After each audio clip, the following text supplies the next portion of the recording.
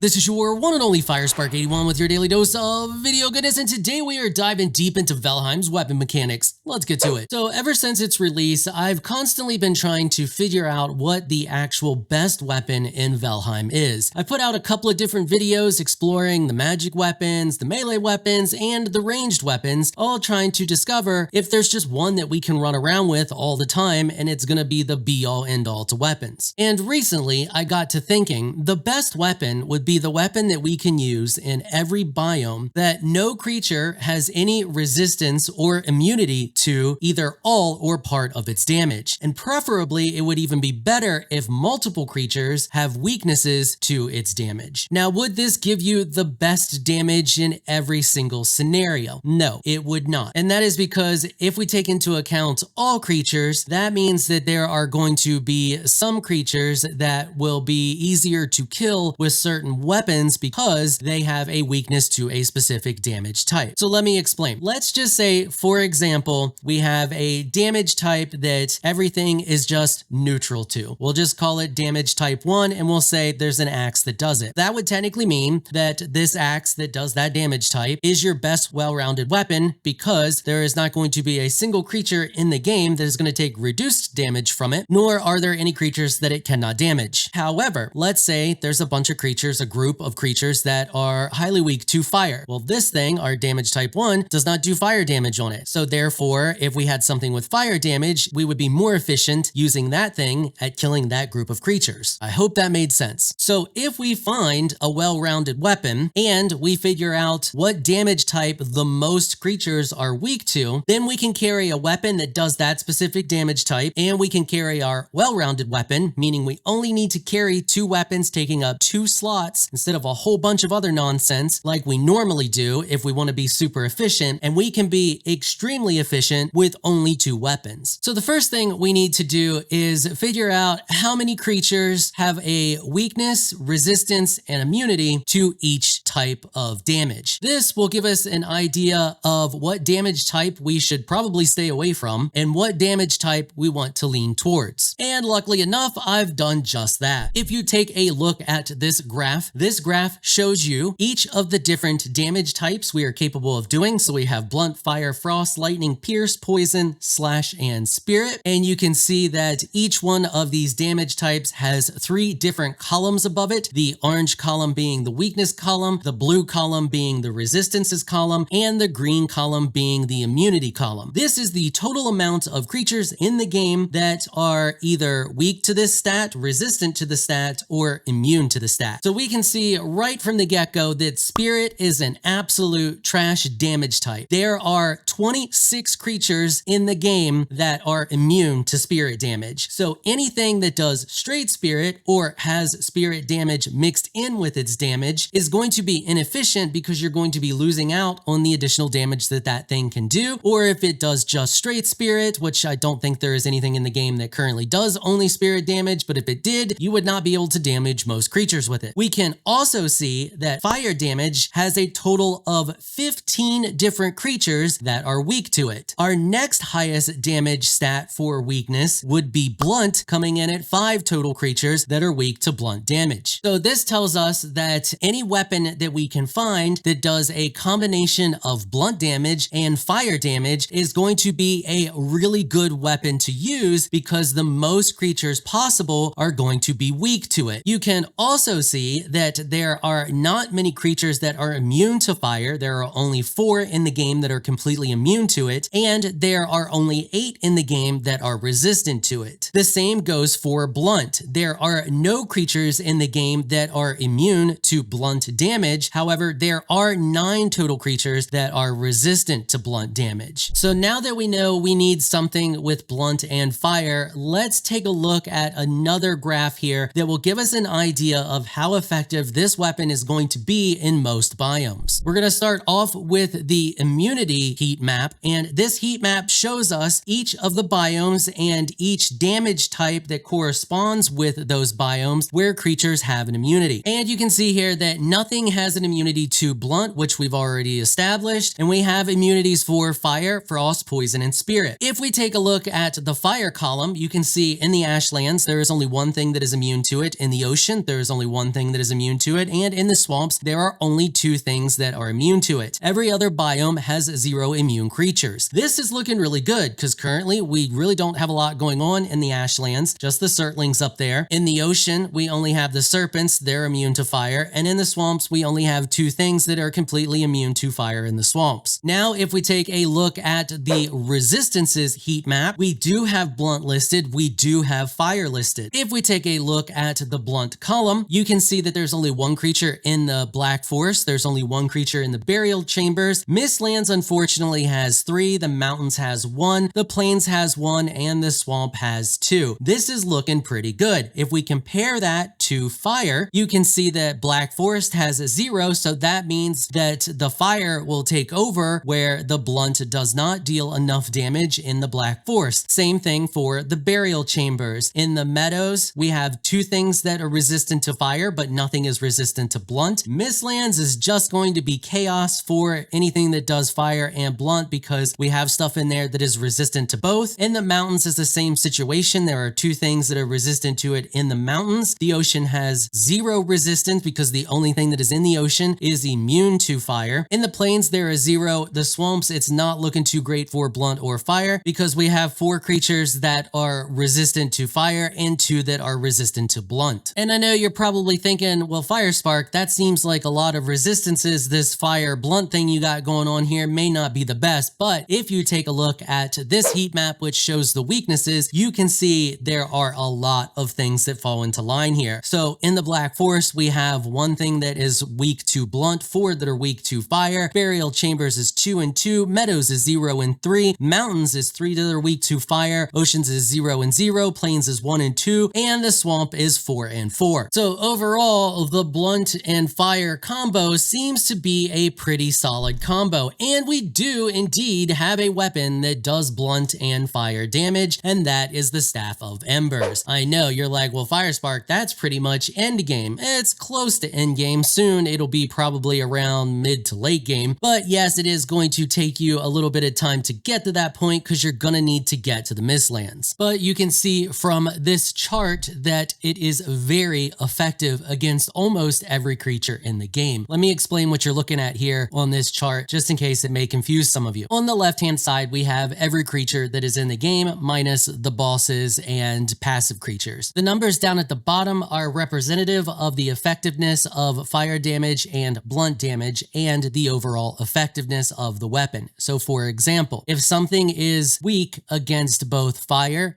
and blunt, both fire and blunt would go up to 2.0, signaling that they do 2 times the damage on both of those stats to the target. This would also make its overall effectiveness at 2.0. If we take a look at something like the troll, for example, you can see that the troll is not weak to fire and it is resistant against blunt. That gives us an overall effectiveness of 75% because it is going to take full damage from the fire, half damage from the blunt. So as you can see from this graph, the Staff of Embers, because it does blunt and fire damage, is relatively effective on a lot of creatures in the game. Okay, so now let's talk about the most well-rounded weapon in the game, the one that you can get and carry with you to every biome, and it's going to be relatively effective on every single creature. So trying to figure out which was the most well-rounded weapon is kind of difficult to do. So I left that job up to AI. I grabbed all of the data that I could that I thought would be necessary from the wiki. I put it all into spreadsheet form and I uploaded all of that spreadsheet data into ChatGPT's code interpreter. For those of you who do not know what code interpreter is, it's basically an AI data analyst. So you can just ask it a question and once it has the proper data, it will just do all the data analysis for you. So once I inputted all this data to it, I told it to find me the most efficient weapon in the game, the one that would do the most damage to the most amount of creatures based on the amount of damage the item can do and the creature's immunities, weaknesses, and resistances. And it came back and told me that the best, most well-rounded weapon in the game is the porcupine. So I often don't understand this thing when it comes back at me with how it decided to do what it did, and it gives me the answer it did. So I have it speak to me like I'm 5. So I told it to explain to me, like I'm 5, how it came up with the answer that it came up with. And I'm going to read that to you now. Imagine you are a superhero with a bag full of different weapons. Each weapon has a special power or damage type. Some can freeze monsters, some can set them on fire, and some can hit them really hard. Now you're going to different lands or biomes full of different monsters. Some monsters are weak against certain powers. They get hurt more if you use those powers against them. Some monsters are strong against certain powers. They don't get hurt as much, and some monsters are completely immune to certain powers. They don't get hurt at all. To find the best weapon for each land, you're going to give each weapon a score. Here's how you calculate the score. If a monster is weak against a certain weapon's power, you give the weapon a high score, let's say double the weapon strength. If a monster is strong against a weapon power, you give the weapon a lower score, let's say half the weapon strength. If a monster is immune to the weapon's power, you give that weapon no score for the monster. It's not going to be useful at all. If a monster is neither weak nor strong against a weapon's power, you give the weapon a score equal to the weapon's strength. It's going to be just okay. Then you add up all the scores for all the monsters in each land. The weapon with the highest total score is the best weapon for that land. It's going to be the most efficient against the most monsters. So that's what it did. And it came back with the porcupine. So I asked it to give me a breakdown for each biome. In the Ashlands, it's effective against 1 out of 1 total creatures, meaning it has a 100% score. For the swamp, it's 8 out of 10 creatures and 80% score. For the Black Forest, 5 out of 5, 100. Meadows, 6 out of 6, 100. Burial Chambers, 2 out of 3, 67%. Mistlands, 4 out of 7, 57%. Mountains, 6 out of 7, 86%. Oceans, 1 out of 1, 100%. Plains biome, 6 out of 6, 100%. And that is all of the different biomes we currently have. And you can see with this graph here that's similar to the last graph that I showed you, it's pretty much down the middle for every single creature in the game, except for a few. You can see up at the top, it is about 25% more efficient on the blob, rancid remains, oozer, skeleton, troll, and growth. It is 150% efficient on the tick. And then down at the bottom, it's half efficiency on pretty much all of the Mistland stuff, as well as the abomination, ghost, bat, and wraith. However, on the stone golem, it's 75% effective, and the loxodon is 75% effective. Everything else is 100%. So I also had it make this graph as well, because I felt like this graph gives a good representation of how effective it is in each of the biomes. And then I had it further break down to show you how many creatures in each of those biomes had a weakness or resistance for each type of damage, because this is going to give you a really good idea of which biomes it's going to perform the best in and which biomes it's going to just be okay in, because it's going to be okay in pretty much every situation. It's only really going to start to drop off once you get into the Mistlands, and in the Mistlands, you're going to have access to the Staff of Embers, and your setup's going to be pretty much complete at that point. So in conclusion, the only 2 weapons you really need to carry around is a fully upgraded porcupine and a fully upgraded Staff of Embers. Between the 2 of those things, you should be able to efficiently handle every single creature in the game. If you all want a breakdown like this for the bosses, let me know down there in the comment section. Although I didn't really feel it was necessary for the bosses, because the bosses are one of those things you prep for and you go to do the boss. So you're obviously going to want to use the best weapon for a given boss. All right, that's going to wrap it up for this one. If you like this video, you found it helpful or informational, consider hitting the subscribe button and notification bell so you can be notified when I upload other videos. And if you're looking for some more Valheim content, you can find a link to another one of my videos on the screen right now. I want to give an absolute massive shout out and thank you to all of my channel supporters for helping to keep these videos sponsor free. You all are absolutely amazing people. If you would like to become an official channel supporter, check out the links in the description below. If you enjoyed this video, please leave a comment down below. Let me know what you thought. If you're shy, you don't like to comment, just hit that thumbs up button and share your support. Until next time, thanks for watching.